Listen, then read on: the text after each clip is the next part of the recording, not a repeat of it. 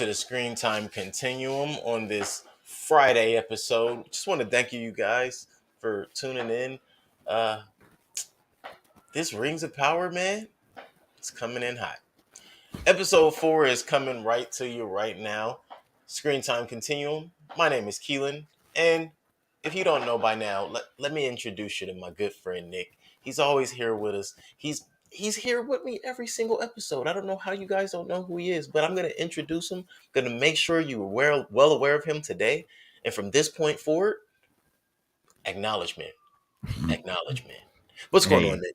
hey, man, I'm good. I'm good. Happy Friday. And I was looking through our catalog. I think it's been, I think like 2 years we've been doing this thing. I would say so Um, for sure. yeah. So we're in the thick of it. I remember our first episode, and Oh, it's been a while since then. it definitely has been a while since that. Oh man, I even remember exactly which. Wow, nice. hmm Yeah, it's a good listen. We'll have to at some point pick up that thread that we dropped so long ago. Indeed, I can fully agree with that. Yeah, interesting how that went down. But in the meantime, in between time, um, this Rings of Power episode that we're about to cover, episode 4, is entitled "The Great Wave," and I want to start by saying I didn't see much of a wave, but I understand. I get the sentiment. It was one of those things where I felt like, wow, that's amazing visually, but what's going on? That's it. So yes, episode 4 entitled "The Great Wave." Essentially, that's really my first impressions right there. I might have a little bit more to add, but overall, hey Nick, what's your first impressions of episode 4, "The Great Wave"? Yeah. Before I say that, we will give our spoiler warning because it just came out today. Oh, So, fair spoiler warning for episode 4 of The Rings of Power. If you have not seen it or you do not want to be spoiled, turn back now. Come back and watch us in the replay. If you don't mind being spoiled, or you just want to listen to us, come along on this journey. Because we got some things to talk about. My first impressions. Man, I'm really bummed that this isn't working, but it's just not working.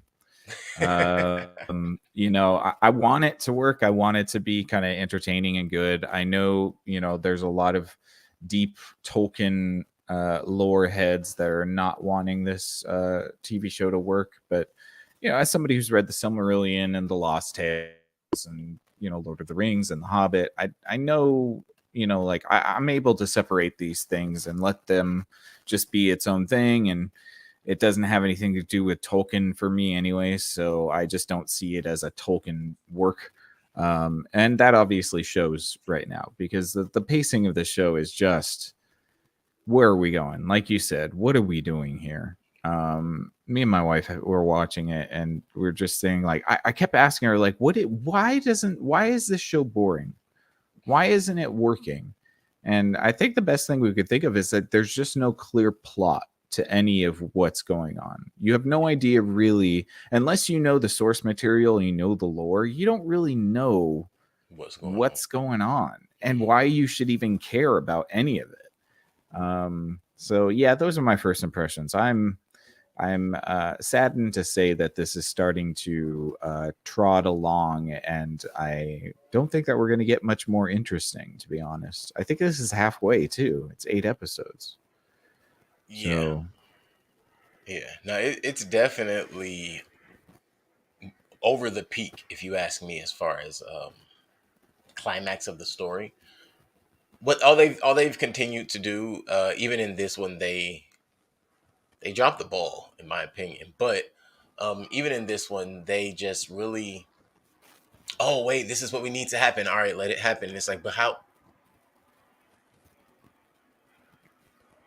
Okay, mhm. the domino fell. I'm not exactly sure why that domino fell, but it fell.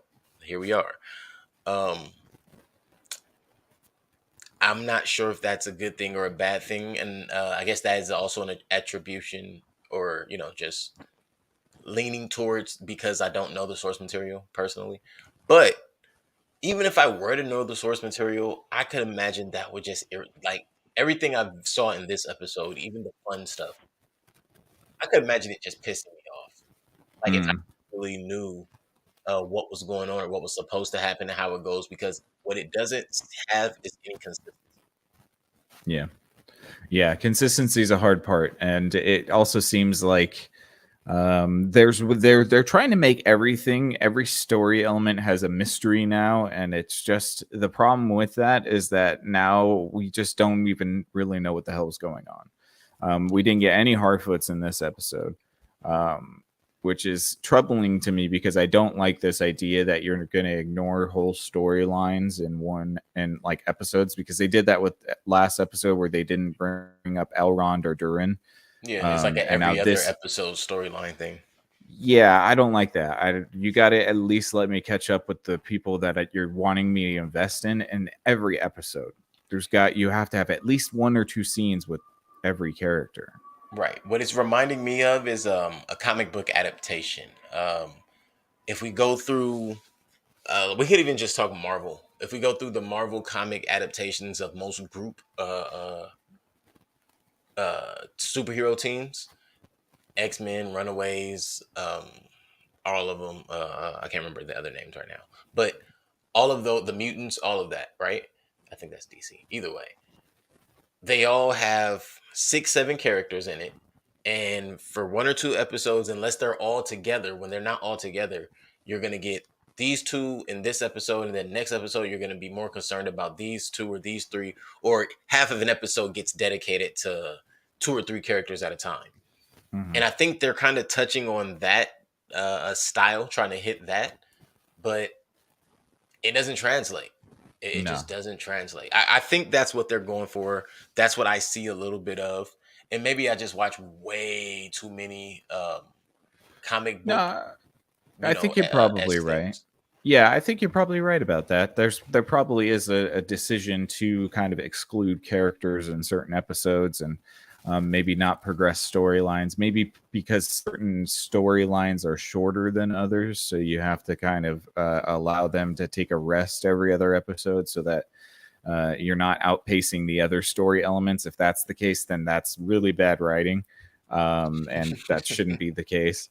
I just think I find it a really big mistake that you don't visit every character that you want us to care about in every episode. Right. You have to, and there aren't even that many characters for us to worry about. I I'd mean, say 5 altogether. yeah. So I just don't see why it's necessary to leave characters out, because then I'm like, oh yeah, in the next episode when it's like 30 minutes of Harfoots, I'm gonna be like, oh, see, Now great. you get too many Now Harfoots. now I got too much Harfoot stuff because I didn't get any Harfoots in episode 4. So, Hmm. you And we know, still don't know anything about the stranger. He's just a right. stranger. Yeah, there's a lot of mystery stuff going on again, which is like dangling the carrot, like, ooh, do you wonder who this person might be? Or do you, and I just don't think that it's working all that well, because you're not giving us anything to latch on to. It's all just like, okay, well, first of all, I'm really not sure. I guess Galadriel is preparing an army to go back to Middle Earth. But To the Southlands. as somebody okay, this is actually a pretty interesting question. As somebody who hasn't read Tolkien or the Lord of the Rings, where do you think this story is going? Because I think that that's a good barometer of where like the series should be addressing. It should be addressing people like you who haven't seen all of this stuff. Right. And I probably have seen more than some. I just Right. don't attest to it as much as some. Um, Personally, I right now believe that where the story is going is Galadriel is gonna get shunned by the elves, and then the island of Numenor is gonna disappear because they're gonna be left to the wilds, basically. They're gonna try to participate and save the Southlands, but overall, everything's gonna be corrupted, and everybody's gonna blame Galadriel, and that's gonna somehow, by the end of this series, make it make sense as to why she's a part of the future and the savior crew and being one of the elite greats of all of history. Mm. Yeah. I don't know how they're Well, gonna loop it all together, but yeah. Well, it's good that you can glean some things out of it, because even as somebody who knows the stories decently well, I'm not really sure where they're headed with this, because really the Rings of Power is centered around Celebrimbor and the creating of the Rings of Power. Now, right. I don't think we're going to get any creating of the Rings of Power in this season. No, I'm So, curious to know if we got any hints to what materials will be used for that. And to be clear, with my Galadriel response that that I gave you just now, a mhm, lot of that is based on this episode. Honestly, without this episode, oh, I no, way less of a direction for right, this right. episode. And to answer your question, I think that they're hinting at that the mithril will be used in some aspect to Rings of Power. It's the nickel that binds the gold. Yeah. Well, mithril was used in Lord of the Rings. It's where it's the shirt that Bilbo gets from the elves and then gives to Frodo. And it's supposed to be like Kevlar, but better, basically, and very light. So he has this mithril shirt and he gets stabbed, but it doesn't puncture because the shirt won't allow the spear to puncture him. Lord of the Vibranium. Got it. Yeah, there you go. Exactly. Yes, yes. You can think of mithril exactly like vibranium. That's interesting. Yeah. But yeah, I mean, like, so the crux of this episode, and maybe I'm wrong, but there wasn't a whole lot of movement in the story. Galadriel kind of gains a relationship with Queen Muriel of Numenor. Um, Elrond is discovering why Durin's been acting so shady. And then we have Theo and his mother storyline that is still kind of like, I don't care. First of all, that woman does not act in any regard as as though that's her son No, at all. that's her burden. That's not her kid. Right. It's almost like because my wife said, she was like, "Oh no, it's his older sister." I'm like, "Okay, well that would make sense, because then it's like he's just kind of an annoying young brother, but that's supposed to be her son." Yeah, no, that doesn't make sense. Because if that were supposed to be his sister, Mm-hmm. just throwing this out there, if that was supposed to be his sister, I think by now we would have had some talk of parents, or that Right. discussion have been had between the two of them with his rebellious nature. Yeah. And excuse me, he called her mom. Yeah. No, I know. But it's But I just get it. The the way behavior, that they interact with each other is not like mother son at all. no, she It- definitely gives off a big sister energy, but right. that's not. Yeah, it's. Like, I wouldn't you understand. be a little bit more worried when your son comes back with a busted up leg? I mean, there's no child protective services to force her to. Right? Maybe there you go. Right. That was the elves. That's what they were there for. That's what they were there for. The elves are CPS. Yeah, yeah. Jeez. What? But I like Arendir is interesting enough, but I'm finding it quite annoying that they don't give him a lot of dialogue. They're keeping him mysterious, which makes me wonder if that's just an excuse for bad writing, that you couldn't give him much to say, so leaving him quiet kind of allows you to do more. Yeah, I think they're gonna bleed him like a pig into the sword. You think they're going to sacrifice him to the sword? I mean, more like he's gonna sacrifice himself when he finds the handle, and Mm. he feels like he has to do it to protect Bunwin and his kid. I mean, her son. Oh, I certainly hope not, because I really don't feel very much chemistry between any of those characters. Arendir, I mean, like, he saved them, and then we don't even get a scene where she like talks to him about it. No, No, no. Okay, cool. no. Last time He she did his saw job him, he was jumping down into a tunnel. Well, to but save her again. to save her again. But it does make it like the impression I thought was that they had feelings for each other. Yeah, because the impression is that's his kid. Right. I know you said that in one of our last episodes. I'm gonna keep saying it till they prove me wrong. Because ever since he said when they first he goes, "You're the only loving touch I've known since I've been here." I'm like, Mm, loving touch. All right, listen, I only speak one language firmly, but I speak a lot of suggestive languages. I've been here for 79 years watching over your people. Your grandma, I tell you, she was fine. I'm talking about. Maybe that's her daddy. Oh no, What?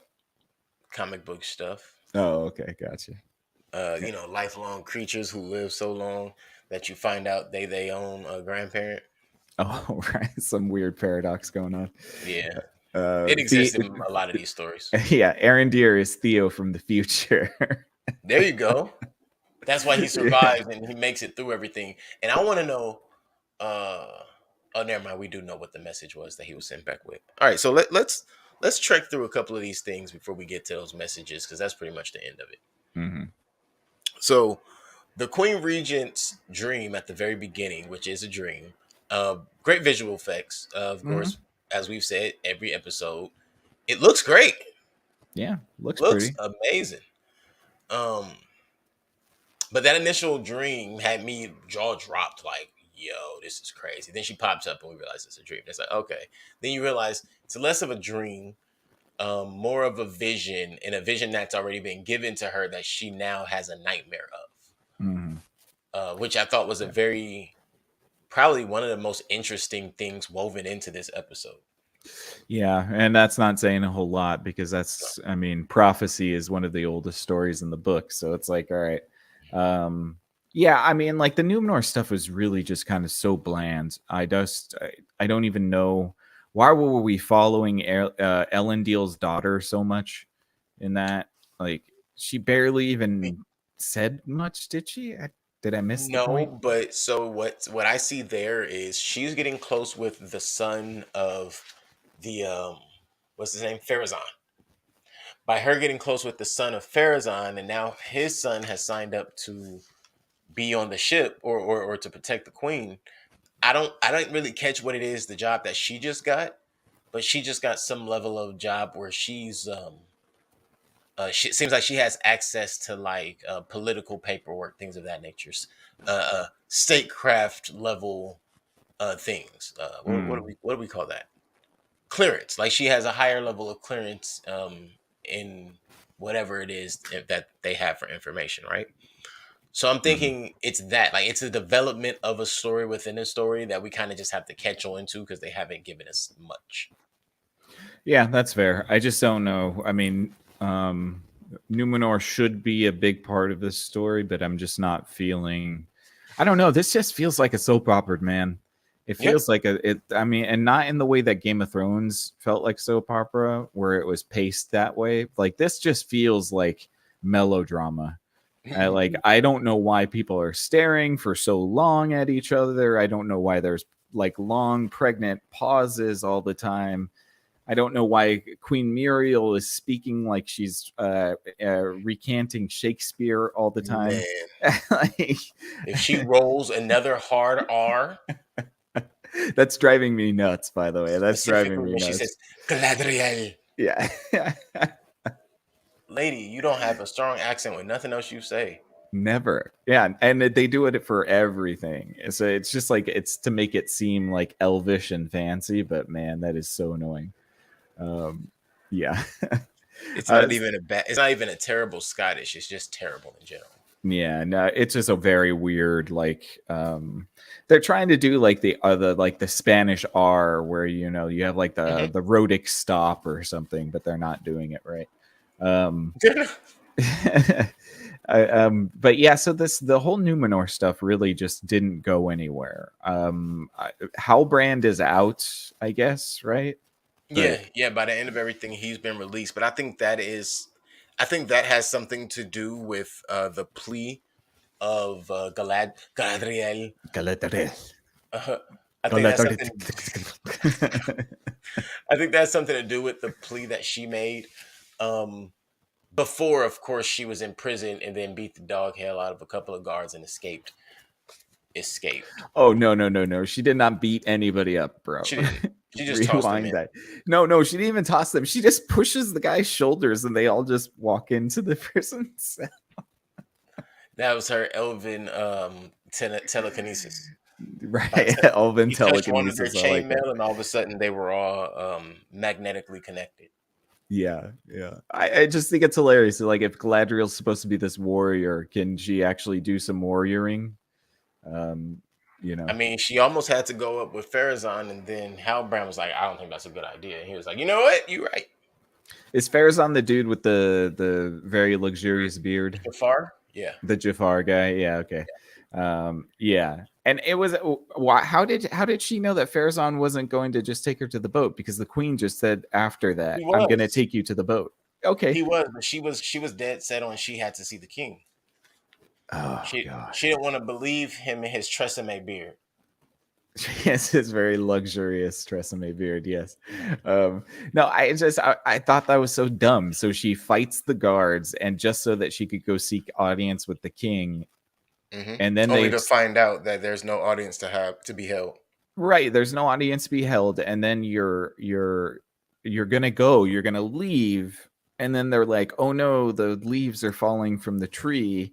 Bring And her that's an omen. back, and then we're gonna go fight her war Yeah, because because it's an omen. it's an I, omen." more so than even before we get there, I kind of understand the omen situation. Not because I understand the lore, just Mhm. because it's an omen. Okay, fine. We're going to change things because of an omen.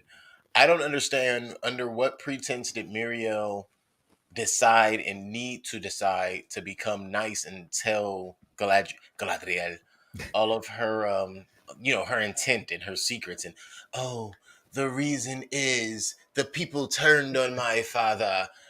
How about, bitch? I ain't telling you nothing. Get out of here. It's because the show hasn't told us yet, and they're like, "Well, it's about time we tell the audience what the hell's going on here." Right. So it's making the characters act strangely because we need to know what's going on. Yeah, I just thought that was a weak move when right before that we saw Farazan holding political court Oh, his and MAGA basically court. we're at, yeah, which I thought he cleverly did that. Like he Yeah. saw an opportunity and he seized it. Mhm. However, to go from that to literally 3 minutes later, the queen has spoken. Like, bruh, what are we doing? Yeah. He's obviously And trying to scheme, but the hand of the king just under a different regime. Like, not man, come right. on. Same Yes. story. Always the same story. Always the same story. At this point, you would think like if you're a king, just don't ever have anybody that's too close to you in that Just hire respect. you. Just hire your kids. They're gonna try to kill you anyway. Right there, you go. Exactly. Yeah. So, anything on the Numenor stuff? I mean, really, just Um, Galadriel is now teaming up with Muriel to fight a war with the orcs in Middle Earth. yeah. I mean, and what? Okay. Isildur got him and his boys kicked off the squad, but Right. luckily because now they're a part of the mission to save Middle Earth. Right. Yeah. Lucky how that happens. He Hmm. does. Yeah. It would seem that he needs a little bit of connection to Middle Earth if he's going to be Aragorn's ancestor. Um, so yeah, sure. Why not? I guess we can do it that way. Yeah, I mean, that's what they're giving us, and maybe Yeah. that's how he. I know you had asked before about him being a character too early, too soon. Mhm. Maybe there's something to that. We know the elves live forever. Maybe they can grant some level of eternal life. Yeah. Aragorn is a Dunedain, so he's blessed with long life. There might be something there. And Numenorians are supposed to have very long lives too. So, Okay. Okay. um, yeah. Uh, Hercules. yeah, kind of demigod ish. Right. Yeah. But yeah, the Numenor stuff was kind of just whatever. It felt a little bit like Days of Our Lives meets Game of Thrones, Hmm. where there wasn't a whole lot going on. I think even weaker is, I mean, like the only intriguing thing right now is Arendir, and the fact that he's not getting a whole lot to say or do with people is, um, I guess, a little bit frustrating sometimes. I mean, you're frustrated with that part of Aaron Deer.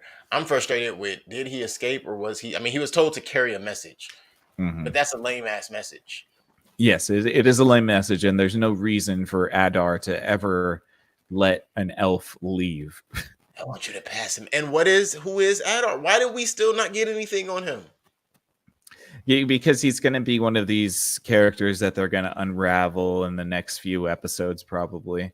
That could Um, have just been this whole episode. I was down. it That's could have literally been, what I was watching. I was waiting for that. Like, oh, this or is gonna be the Adar episode. Let's do or it. hey, maybe it could have been the episode that was entitled Adar, that you actually tell us who this guy is.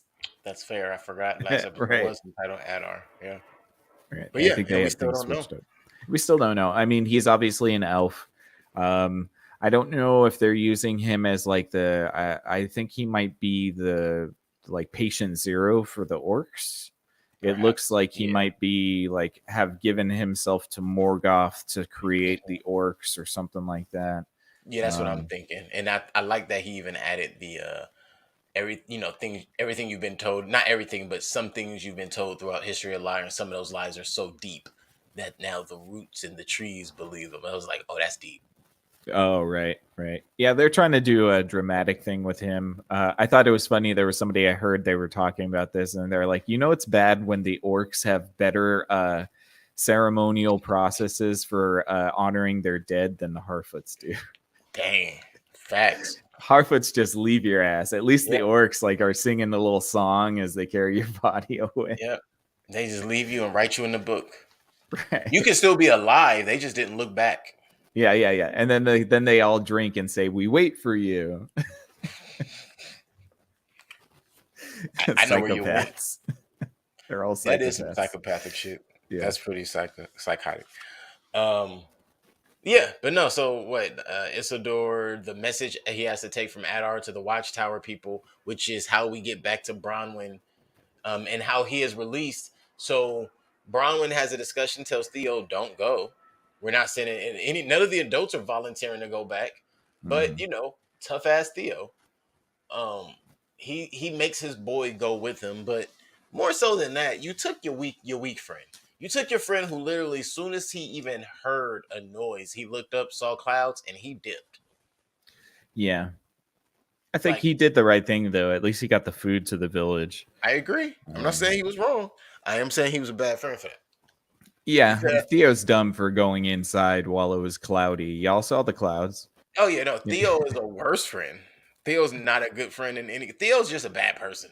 Yeah, he is a bad person. I don't He's get just a it. bad Why? person. Why is he such a bad person? I think that's the inclination that's necessary. He has to be portrayed as that because somehow he's going to be a level of hero for his people. Or villain? I mean, he is It would be wielding. much better if they just left him as a villain, but I Yeah. don't think he's going to be considered a villain. I think they might go with that. That would be interesting. At least allow him to start being corrupted by the blade, because blades of Morgoth and all that type of stuff, they can't be wielded without being corrupted at some point. So, Well, I mean, he's digging it into his vein like a heroin needle. right. Yeah. Very subtle. Very subtle. Yeah. So we'll see. I guess he was able to bring back some rice, although him escaping the orcs was the most ridiculous thing I've ever seen. It was like a Benny Hill. I wanted to put the Benny Hill music on when he was trying to run away from the orcs. Right. Well, okay, so I was trying to figure out why not just pick up the bag in general, because he would have actually had time to make it out, and none of that would have had to happen. Other than him, like you said, literally trying to pick up handfuls of rice off the ground. Right. Like, without him doing that, he doesn't have to scurry around. And yes, it was very Benny Hillish. And that's one thing I don't think they're straying away from. I think they're leaving levels of comedy in for those who have the eye to spot it. It's a dark, twisted Maybe. level of comedy. But I mean, yeah. I wouldn't be against that at all if they wanted to make things a little bit more humorous. But it is ridiculous to think that he was able to elude all of those orcs that were like clearly walking within inches of him. oh yeah, they couldn't smell him either, except for the one. Right. And that Except did for the smell one him. who got called away. Yeah. And even though I got called away, if I smell the human, guess what I'm gonna say? I think he's over here. I smell a human over here. Yeah. I smell something, and it ain't orc. Right. Yeah. Well, thank goodness Arendir was there. We call that. No, thank Adar. Thank Adar. Yeah, we call that a Deus Elf Machina. Factual. Factual. Yeah. Thank Adar, So I guess, right? Yeah. Adar. Which again, and then you get to what the message is from Adar. Basically, pledge fealty to him or die. Hmm. Well, actually, and you know what? That wasn't really the message. The message is he wants the land, pledge fealty, which leads me to believe if you just leave and give him the land and don't pledge fealty, he ain't coming after you. Just give me my shit. Yeah. It would seem that they're trying to clear out the Southlands to make a Mordor area, Mhm. where all the orcs are going to be from and stuff. Which is what So they already alluded to when Galadriel found Galadriel. the when she found the scrolls and made sense of them with no explanation for anyone else. Right. Yes, Because of that's what course. she's a warrior. That's what she does. Oh, She she had character development in this episode, Keelan. Man, she said she was sorry You're right. I'm in sorry. this episode. That is But like, she's man. educated in deciphering scrolls as well. I just want to make sure Actually, we're I aware. don't think she said I'm sorry. She said my apologies or something like Oh that. man, that's some shit I would say, just for the record. I Right. apologize, but I ain't sorry for shit. Right. That's what There's a makes this difference. very there's a difference grammatically and literally. Yeah. But no, yeah. Once we I don't I was pissed off when Adar, excuse me, when Arendelle just shoots out of the clearing and snatches him up. Run! Where the fuck did he come from? Again, Deus Elf Machina just I came mean, out of nowhere. right. No, I mean, yeah, you hit that spot on. I'm just saying, even if you release him, how does he run faster than a horde of orcs that were already on their way to do their thing? And why did they stop? Oh, wait, the sun, never mind. I know why they stopped. The sun. Yeah. Even though there were some weird cuts with that because Theo looked like he was in that well all day. And when he came out, it was very dark. Yeah, he So came out at dark night. that he came out at night and there was a fire. And then they came out of the forest and it was still like And it's daytime. breaking dawn. No, it's breaking dawn. Remember, the sun was coming up. That's right. That's right. Yeah. The Because it got sun was brighter. It got brighter. sun was coming up, which I mean, you know what? Maybe they're in a part of the world that only gets dark for about 6, 7 hours, and then you know, back to sunrise. I don't know. I don't know. Yeah, I think they tried to do a little bit of the Gandalf moment at Helm's Deep, but it didn't translate as well, obviously. That didn't translate to me either, but yep.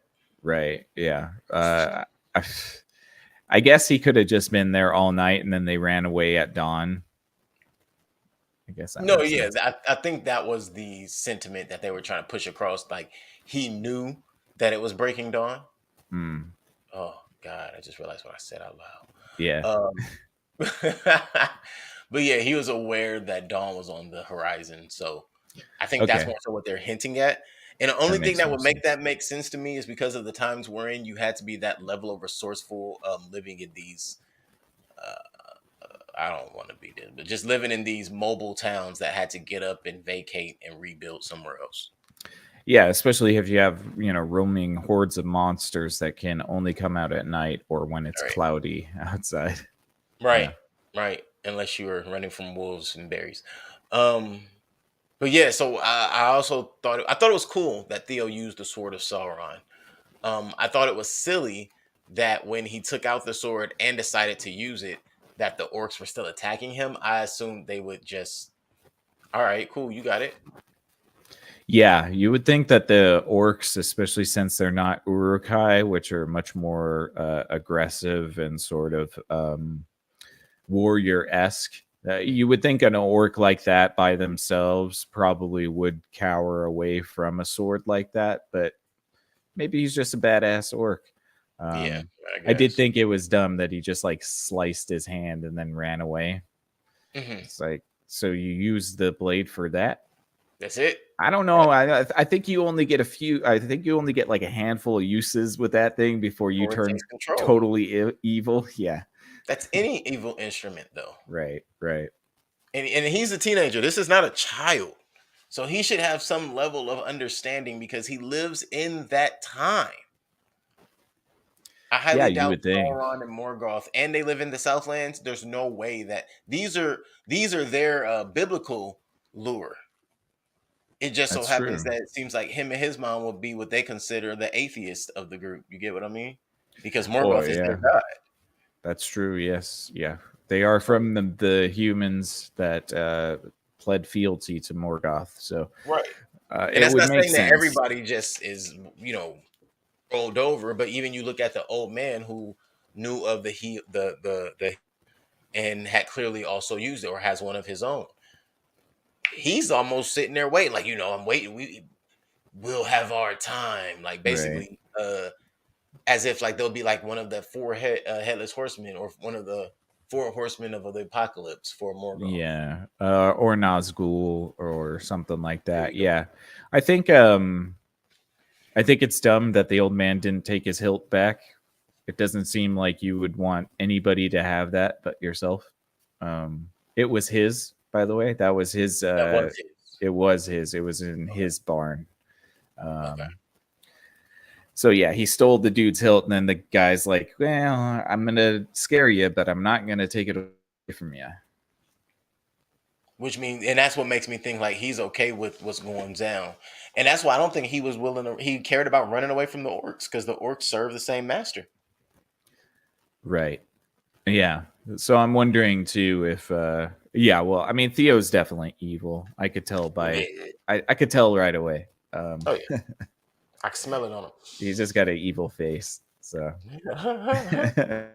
just something about him. He's just got Something that about look the about haircut. him. Yeah, it's the haircut. I think that might be it. Yeah, so I guess that's going to be interesting at some point. But it's not yet. That's for sure. Yeah, not as of yet. Beyond that, what we end up, Celebrimbor is suspicious of the troll or of the are they trolls? Dwarves. The dwarves, yeah. And bruh, how you suspicious of somebody you ain't ever spoke to? Yeah, they actually have never had any talks with each other. That is so dumb. Oh my god, I didn't even think about that. Yeah, you haven't actually seen Celebrimbor and Durin communicate with each other. Yeah. He's not taking my messages because he don't know you. Right. Yeah, exactly. And what messages are we? Am I to believe you guys have ravens? Is Oh that yeah, how y'all talking to each other? yeah, I guess, or cell phones. Cell phones. They got That'd be two-way good. pagers. Yeah. Be I sitting like there that. all of a sudden, and he be Durin's in the mine. All of a sudden, from a distance, he hears beep beep beep beep beep beep. They got those Mortorolas. Mortal roll. I like that you did that. But yeah, so Celebrimbor is suspicious. And that makes Elrond then go and creep around to ask questions. Now, I'm not gonna say he was spying on Durin because that wasn't the case, but he was creeping around, and he Mhm. was there in the time in which he felt as if he wasn't welcome, and that makes you an asshole. Yeah, it certainly is clear that they don't want. It's kind of strange because they should really be developing this more with between the dwarves and the elves, because there's a very long period in which they don't mess with each other anymore and they hate each other. And so I could see where this might be laying some of the stepstones towards that. But we need more time with what's going on with the dwarves and why they're keeping it from the elves. And obviously, when dwarves find treasure, they're very secretive about it because they don't want anybody finding out. Dwarves don't like outsiders. Actually, everybody in this show doesn't like outsiders. The elves don't like the Still grinding. humans. The humans don't like the elves. The dwarves don't like the humans or the elves. It seems Nobody at some likes point the dwarves. everybody's turned on each other, so it makes sense. Yeah. Yeah. I would like to see a little bit more being played out with the distrust that the dwarves have for the elves and how that might paint why Durin is being so secretive. They should be really fleshing that out, because Right. that's a through thread in the Lord of the Rings that you just kind of accept that, like Gimli doesn't like Legolas because he's a dwarf. But Like, it would have no, been nice to see that teased out. right. Yeah. Yeah. I mean, those are things that I am less familiar with, but I am on the same path of give me a little more background on it. The same thing we were hoping that we got out of Galadriel and You Miriel said once that they wrong. decided. Oh, Galadriel. When her and Miriel were speaking, and only because they made it such a big deal. Right. they made it this uncomfortable feeling the moment she walked onto their island. Right. Hell, the Yeah. moment she woke up on their boat, Yeah. you know. And So yeah, with the whole thing with the dwarves too, like, I don't know. They're yeah, I don't know. I'm just not into it all that much. my I favorite part of the doors, if I'm honest, I was kind of losing the doors as well until Disa singing. That was dope. mhm. It's interesting because it's a callback to the beginning of the show with the cymatics and the moving of matter with sound. So you have a little bit of that, like the dwarves echoing the actions of the gods that created the universe by singing to their mountain to kind of feel where the veins and the ores are, Mhm. which is it's a cool lore building idea. I don't know if they're doing that particularly well either, because it almost feels like you could do a whole series just about what's going on in Khazak Doom Mhm. and have it all about the discovery of Mithril and all of that stuff. This feels too big to have it just as like a side story to all of this. So Right. No, I understand, and it's more interesting, in my opinion, than the Numenor yeah. and Galadriel situation. And getting back to that, I agree that the whole leaves thing. I'm confused on what the hell that white tree is anyway. I forget what it's called right now, but It's it, yeah, it's the tree of Numenor. It's the same tree, same type of tree that's in Gondor. Basically, it's a gift from the Valar, which is it's supposed to represent the health of your society. mm, And so, as the leaves fall, so too do your society. And if the tree dies, your society dies as well. so it's a gauge more so than a thing of just look. Because I Yeah, was just curious, yeah, like it looks like the elvish light tree, but it's not a light tree. yeah. It's a little bit similar to that It's a for life sure. tree. I But forget what the name is. It has a specific name, but I'm not really sure. I forget what it is. But yeah, that's why they freak out when all of the leaves start falling, because that would be a sign that Numenor is going to fall. ah, Yeah, the day that they feared. the day that they feared. Yes. I guess she wasn't being racist. Oh no, the Numenorians are definitely racist. Everybody's racist in this, But actually. To yeah, be no, it's honest. it's Yeah. it's fantasy lore. I don't think anybody in fantasy lore is biased, or excuse me, is non-biased. Everyone is biased, but that's based upon the division of circumstance. Back in those days there was nothing but division, so if you didn't Mm. venture outside you probably didn't even know anything else existed. Hey, wait, that sounds like 2022 still. Anyway, um yeah, so once you get through, oh, we're gonna be their friends now and take them, and now everybody, even who was rallying against the elf, Yeah. is on board. Yeah. Yeah. You know, That seemed we abrupt. yeah, that was pretty quick 360 right there, in my opinion. Then after that, you get with the Arendir quick save, which in my opinion you could have just did that early. The Disa singing and everybody returning from the collapse in the mine without dying. That was the most impressive and probably the only real magic we've seen in any of the shows we're watching right now. Mm. Like the only active magic that you're like, oh wow, that was nice. Yeah, you're damn right about that. Jeez Louise. Even in this, which is a Tolkien, I mean, like, this is high fantasy. There isn't any magic going on. Hmm. Ugh. Hmm. Yeah, you're right. But yeah, but then you have the again, I guess the dwarves held most of the interesting moments. The moment Mm. between Durin and his father, where I thought his dad was dead. Oh yeah, so did I. I was like, "Oh snap, he's dead." But he wasn't. He was just He's just in very deep old. thought as an old man. Yeah, I love you, son. Yeah. Did you were you that dramatic just to say that? When was the last time you told him you loved him? Jeez. Right. Yeah. It did seem like it was a moment that we should have been all have been waiting for, but you know, it's not like he's never like we've only seen this guy once before, so And that was almost a commercial short clip. right. So yeah, but yeah. Other than that, we end with Galadriel being ushered home basically personally by the queen. No longer the queen regent, now obviously the queen of Numenor, because she was chosen by her people, not because she is the successor of her father. Yeah, and Which I thought I'm sure Farazan doesn't mind that the queen is going to be leaving Numenor. exactly, and I think that was the whole point. Is she was nominated by the people, and that's why he has to rally them against her because they chose their own leader. Well, I think he coordinated it to get the queen off of the islands. I think he might have been talking to people about, hey, oh, you should, if Queen Muriel goes with Galadriel, then she could help save Numenor. When his whole idea is get the queen off the island so I can take over. So you can rally up. Yep, that Yeah. makes sense. That makes sense. And I I mean, couldn't see him the going with beard her. suggests that. Yeah, he hasn't stroked the beard That's once yet. true. If he were to do that, then I Then for you sure we know. should sure Then you know. know Yeah. he's evil. Yeah.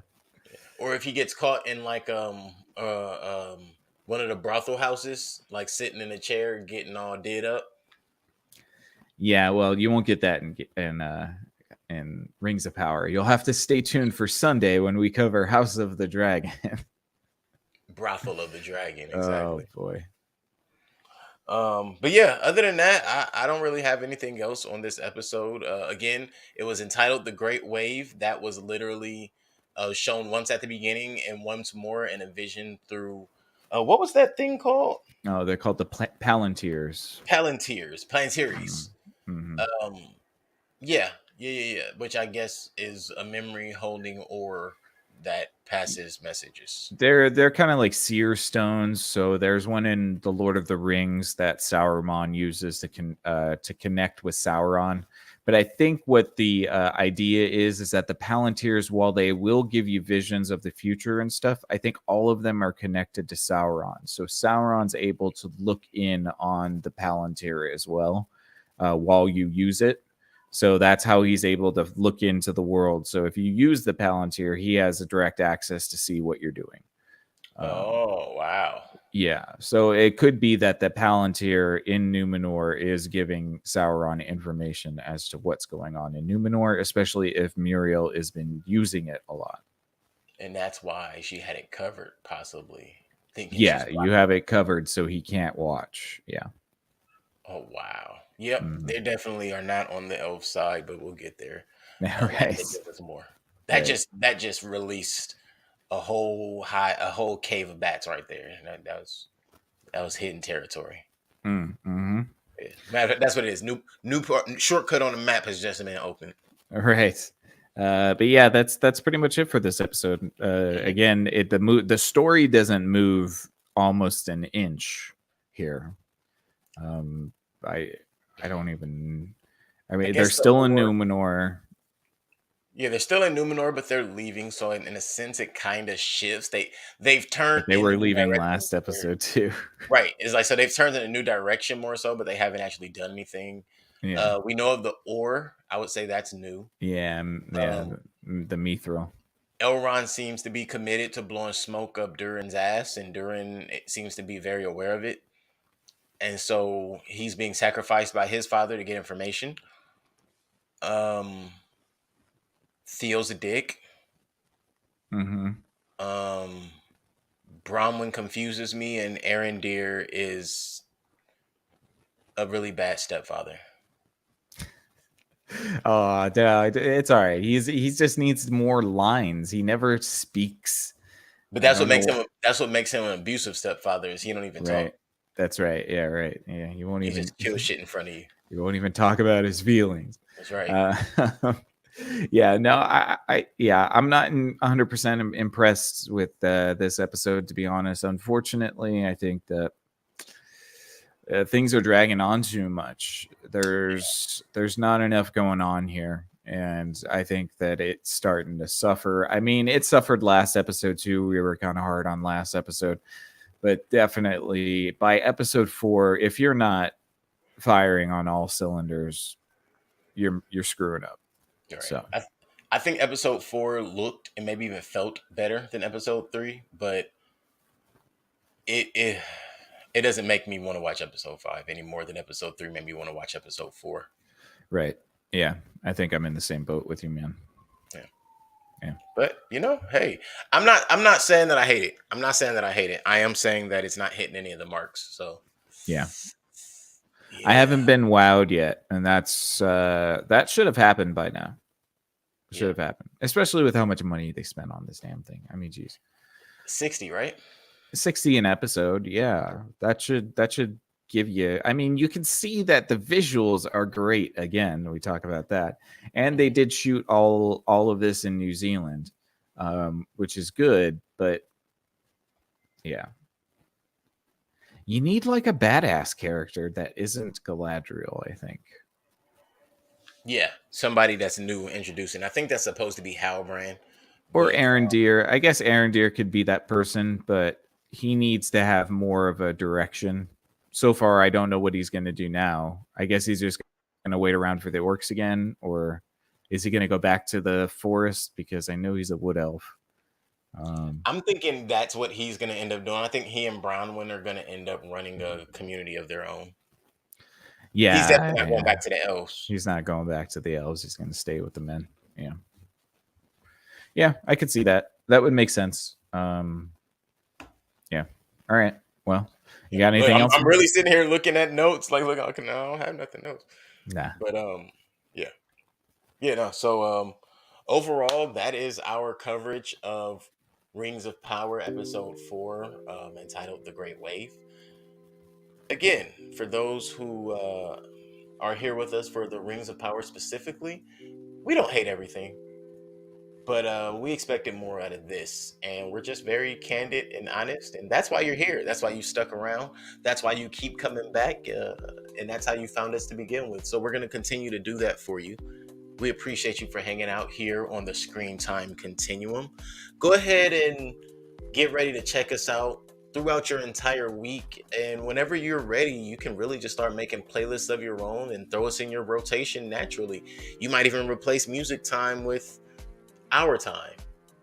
We'll figure out what to name that for you, and then you could just go ahead and name that playlist that. But in the meantime, go ahead and check out some of our other podcasts. On Tuesdays, you're going to head over to If Numbers Could Talk, which is at 8 p.m., 8:30. Facebook, YouTube, Spotify. Go ahead and check that out. Wednesdays, you're right here with us, Screen Time Continuum. Tuesdays and Thursdays on Twitch and YouTube, you're going to check out Strawberries and Coffee, where Dejan plays video games and shows you a bunch of things that you've probably seen in the past. And again, you're just going to be interested in because it's reminiscent and it's going to be so nostalgic for you. Or a game that you've heard of, you've never seen played, could be a brand new game, and you really just want to walk through before you dive into it on your own. Check out Strawberries and Coffee on Tuesdays and Thursdays. On Fridays, you're going to head on over to the Exofathom. The Exofathom is going to be there for you, giving you all types of things. At one point, I was like, oh, they're going to give you conspiracy and all kinds of lore of that nature. And I can't even name all of the different topics that the Exofathom covers. So what I'm going to say is they are going to blow your mind with the amount of topics that they've covered in the past and that they're going to be coming to you with in the future. Fridays, be sure to check out the Exofathom. Yeah, next week we're going to be talking about Gremlins and Foo Fighters. So you can go check. And no, not the band. Not the band, right? not the band. And yeah. Wow. Okay. So yeah, I know a little bit about Foo Fighters, and interested to see what you guys found, bro. Definitely. So yeah, and as you see also right now during our Friday runs, actually during the Rings of Power run, you'll be getting episodes scattered for the Screen Time Continuum sometime between Fridays and Saturdays for the Rings of Power. And then on Sundays, we'll be covering for you right now the House of the Dragon, which is on Sunday. That's a normal episode day. But in between Exofathom, that sporadic Screen Time Continuum to cover Rings of Power, and that official Screen Time Continuum on Sundays, you can also check out This Married Moment Saturdays in the afternoons, late mornings, however you want to call it. Whenever time you wake up, check out the This Married Moment podcast, which is available for you as well on Facebook, YouTube, Spotify. And Exofathom is also available for you on Facebook, YouTube, uh, Rumble, Verbal Odyssey, Odyssey, other in the places. back dark recesses of your mind, because once you tap Yes. in, you won't be able to walk away. Check us out. We appreciate you guys here on the Screen Time Continuum on all of our platforms. We appreciate any like, subscription, share, comment, 3-second view, 3-minute view, 3-hour view. We appreciate every single one of them. For the Screen Time Continuum, my name is Keelan. I'm Nick. We appreciate you guys. Be nice to yourself. Have a good one.